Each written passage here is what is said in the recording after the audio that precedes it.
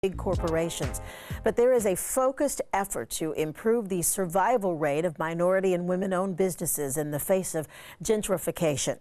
Joining us today is Kelvin, the CEO and president of the Harlem Commonwealth Council and the owner of longtime Harlem staple, the Brownstone, Princess Jenkins. Thank you both for being with us this afternoon. Kelvin, I'm going to start with you. Tell me what is the focus of the Commonwealth? Well, thank you so much for having us, Sandra. So the Harlem Commonwealth Council role is just as important today as it was back in the 1960s. It's really about economic justice. And we deliver a set of programs that are designed specifically to bring support and resources to businesses owned by people of color. And what are the, anybody just looking at Harlem would go, well, what are you complaining about? What are you talking about? Harlem is booming. But it does not necessarily trickle down to some of those businesses that were in Harlem in the not so boom times. Right. It's really a tale of two communities, let's face it. There's tremendous inequality happening in Harlem. But if you look on the surface, there are a lot of new retail stores, a lot of restaurants, national chains. There are a lot of independently owned shops that are just not getting the support necessary and not able to compete, because the dynamic has changed. There's a major disruption happening in Harlem. So we really have to look under the surface to understand what's really happening. What are the trends that are impacting the small, independently owned businesses? And I want to defer to you now, Princess, because you've been there, as you pointed out, almost 20 years. You've run the successful boutique in Harlem. And, how has this boom affected you or adversely affected you? Well, Harlem is in a super growth phase now. We were talking about how it used to grow slowly or slower, and now we see it really actively growing, and things are happening very, very quickly. The staying power of the Brownstone is akin to the fact that we are bigger than a boutique, which is what I do, sell lifestyle clothing to women who are plus size.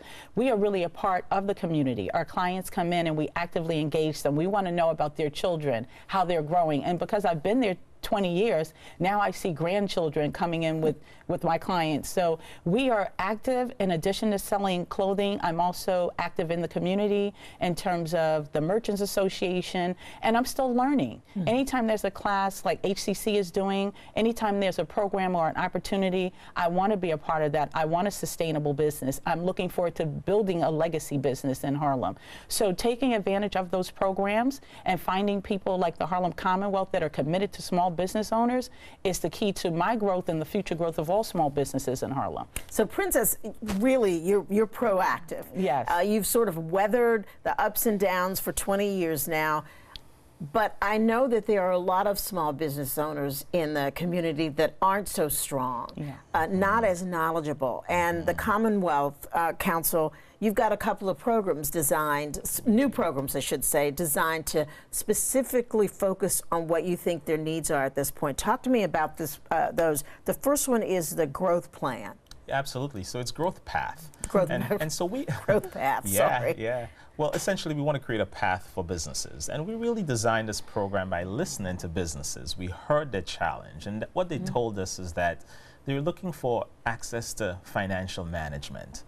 They told us that they were looking for sales and marketing to understand the new demographics that's coming in and to be able to position their business to cater to those new individuals. They also told us that they want to better manage their staff. So we've designed a program where we've essentially pairing businesses with those challenges with experts that can go alongside the business owner and really help them overcome those obstacles in a time like this. So essentially we have a SWAT team of consultants that are working with small businesses in the community to really ensure that they can weather the storm of gentrification and really be able to thrive and continue to provide quality jobs for our residents. And I got to ask you, there are people that would look at it and say, well, but isn't that kind of survival of the fittest? Either you can compete with these new folks coming in, or you can't. If you can't compete, then somebody moves in your place. Do you think that that's not necessarily a fair way to look at smaller businesses that quite frankly, don't necessarily have the resources that some of these, brand names have? Absolutely. What makes Harlem special is those unique businesses. Absolutely. They are the very fabric of Harlem. And I got to tell you one more interesting fact. The small minority-owned businesses in Harlem are the ones that are driving employment. So they're a tremendous boom to our local economy. So we have to look at them through different lenses. They don't have the backing of the national chains. They don't have the resources necessary. So you really have to look critically at these businesses and say, how are they contributing to the economy? And how can we come alongside them, give them the tools and resources necessary to compete with those giants? It's sort of like a David and Goliath story, and we have to support them. Well, Princess, you're doing it. How do you find that you compete? Because I think most humans, you like new, you like shiny. When you see new shiny, you run towards it. But so how are you able to compete with that? Well, one of the things about running a small business in Harlem or any community is location. Location. And since I've been in Harlem for the past 20 years, I've seen the rents double and sometimes triple. What has been helpful for us is finding a great location with a wonderful landlord who understands the importance of small businesses and keeping them engaged. So on my block alone, on 125th between 5th and Madison, we have wonderful small businesses, and we call that survivor's row, because we've all been in other parts of Harlem and somehow landed on this one block where we have a landlord who wants to keep small businesses alive. The other thing that's going to be important is customer service, delivering on your promise, and building a brand, right? And so those things have made us sustainable. Not only that, the Brownstone is a local business with a national following. So people come from all over the country to be a part of what we're doing, and we sustain ourselves by having local, national, and international designers and that unique presence in terms of fashion that people are looking for. So it's that sort of personal touch that you're able to. You sound like you could teach a class yourself. There's another new program that you that you've started, Opportunity for Growth. Yes. Now, is that just a further along the business path? How is it different from the growth path? So growth path is a hands-on support. We go into the business, work with the business through these consultants. Opportunity for Growth is an opportunity for business owners to pause and attend the class, interact with each other, and really get management training and peer-to-peer support. So it's really a 7-month program. Local businesses will get together once every 2 weeks, get access to experts, get access to each other, and really learn the ways of growing their business and coming up with a dedicated plan. Because one of the things that are very important in times that's changing as now is to have a plan. And Opportunity for Growth bring businesses together, share the challenges, and really put a growth plan together at the end of the program. Now, is it funded? Are these classes free? The classes are all free. That's the greatest part of it. Business owners these days are really looking for support that's meaningful, but also doesn't hit them in the pocket. And both programs, as I described, are at no cost. And it sounds like what you were trying to impress upon the small businesses and let them know that gentrification can be a good thing for them too, but you've got to prepare yourself to navigate those waters. Absolutely. We believe that it's possible for the coexistence of small, independently owned businesses of color and the national chains if we're smart, proactive, strategic, and really give businesses the tools, resources at the right points in time to navigate those challenges. And that's what we're hoping to create in Harlem. And you are proof positive of that. Thank you both for being with us this afternoon. This is a conversation folks in neighborhoods across the city are having, and it's interesting and fantastic information. Thank you so much. Thank you for having us. We'll be right back.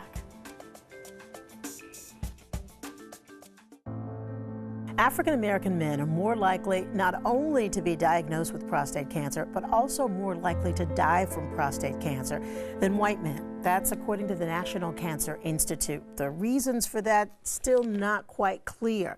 Inspired by the death of his grandfather as a result of prostate cancer, health advocate Kelvin Byrd co-founded the Byrd Foundation to help raise awareness and promote the importance of screening and early detection. Also joining us today is Dr. Brian Keith McNeil, the Vice Chair of the Department of Urology at SUNY Downstate and Director of the Urology Residency Program there.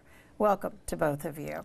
Thank you. It's a pleasure to be here with you. So I'm going to start with you, Kelvin. Put you on the spot.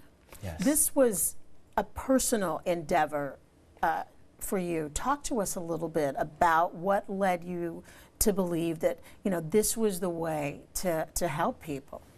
Well, first of all, I got started with prostate cancer awareness when I was 22 years old. My grandfather, he died of prostate cancer when I was a senior at Long Island University in college. And I was in the middle of writing and producing a short film called The Last Days. And I used this film as an awareness film to bring awareness to people about prostate cancer through film. And after my grandpa died of prostate cancer and I did The Last Days, I said, you know what, I want to have a greater impact on society with this message and to get the message about prostate cancer out to the public. And so after my grandpa died and I did The Last Days, I got a chance to screen The Last Days, and it screened in different local screening theaters in New York City, and it got a lot of good responses from that. And then after that, I got a chance to write and produce an off-Broadway one-man show called Release. And then in the off-Broadway one-man show, Release, one of the characters was diagnosed with prostate cancer. His name was Smokey. So I thought through film and now through theater, I got a chance to outreach more with my message of prostate cancer. And after that, after the release of The Last Days and then my one-man show Release, I felt like the audience was coming to me more, letting me know they appreciate what we're doing with prostate cancer, with film and with theater.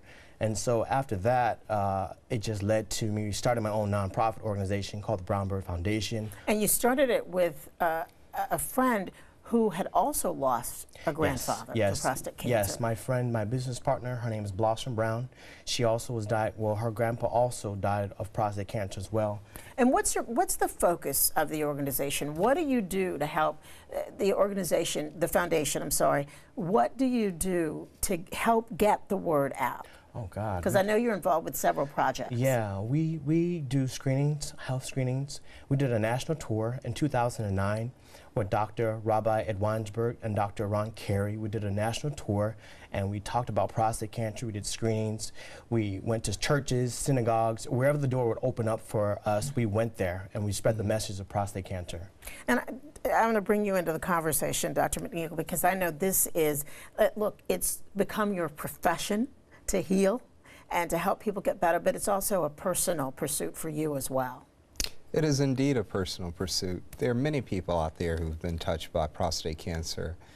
And my father, it had an impact on me in my life when I was 15 years old. When I was 15 years old, my father was diagnosed with prostate cancer. And within a year of diagnosis, he had died. So through happenstance, I found my way to medicine and ultimately to urology. And it's a personal mission of mine to increase the awareness for prostate cancer, especially amongst men of color in the community. Well, I have to ask you, and maybe I gave the answer when I was introducing this segment. Why is it that African American men, prostate cancer affects them much more so than other men? I will do my best to give you a simple answer to a complicated question. As with most fields of medicine, there's a great deal that we know within urology, but there's stuff that we're trying to figure out. I'll just start off with some statistics. 1 in 7 men will be diagnosed with prostate cancer, and that rate goes up to 1 in 5 for men of color. And if you have a family history, you're looking at odds of 1 in 3. You know, there are some genetic things that may contribute to the risk of prostate cancer in men of African descent. And there are a number of researchers in the country, actually all around the world, trying to figure out the exact answer to that question. I think maybe what's easier is to talk about something Kelvin is helping work on, what men can do to get diagnosed, who needs to be getting screened diagnosed, and how much of a difference getting screened early, getting diagnosed early, how much of a difference can that make in terms of survival rates? It can make an incredible difference. Do you want to get started, or do you want me to tackle it, Kevin? I'll let the doctor tackle, and then yeah. I want to talk to you about how receptive people are to the message that you're getting out when you go around. So I'll let you, we'll give you that hard. Okay. Well, prostate cancer, it's somewhat straight, the diagnosis can be somewhat straightforward, but it's something that you have to screen to find, because in the early and sometimes even in the late stages of disease, you have no symptoms. You're going about your daily life activities and you feel absolutely fine. There are a number of men who are at risk of prostate cancer. We typically suggest that men between the ages of 55 and 69 initiate the conversation with their primary care provider or urologist about being screened. Now, there are some suggestions, aren't there, that perhaps African American men should do that earlier? Absolutely. You're leading into the next comment. So, the American Urological Association recommends a conversation about screening starting at age 55. But if you're in a high risk group, you should have that conversation much sooner. 50, in men of color, 45, and in gentlemen like myself who have a strong family history of prostate cancer, at the age of 40, you should have that conversation and get screened. And so, Kevin, what have you found? How receptive are people when you're out talking to folks, you sponsor these events, how receptive are particularly African American men to hearing that message and taking it as a call to action for themselves to take, I get a good deal of great responses from people when I travel and I do speaking engagements and I have events that we do through the Byrd Foundation. It's all about spreading the message, letting people be aware about prostate cancer, handing pamphlets out, brochures, letting people know about this disease and letting them know that don't be afraid to get tested by your annual physician yearly, and let them know, get the early 2 tests, DREs and the PSAs. Let them know with those 2 tests, they can save your life. And I feel like a lot of people are just opening their hearts to the Byrd Foundation because we get a lot of good emails. People are telling me that they're going to get tested for prostate cancer and that they're changing their lifestyles, eating habits, eating healthier foods and better dieting, exercising, and things of that nature. And you've been tested. Yes, I have. The family history. Yes. He talked about lifestyle habits. Are there things that you can do to, I guess, maybe try to keep yourself healthier, perhaps affect an outcome, or am I reaching for straws? No, you're not. Diet, weight, all those things. Well, I'm sure that all of those things do play a role. However, we're still trying to figure it out. There was once a time where we would suggest lycopene, something within tomatoes, as a substance that could help minimize the risk of prostate cancer, but we're unsure. We're still doing, studies to look at specific things which can decrease the risk of prostate cancer. But just a healthy lifestyle, in terms of diet and exercise, that can help you better manage prostate cancer if you are indeed diagnosed.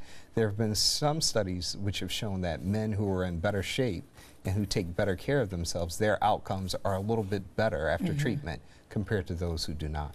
I'm going to send people to knowyourstats.org. Yes. And what do you find at that website? So the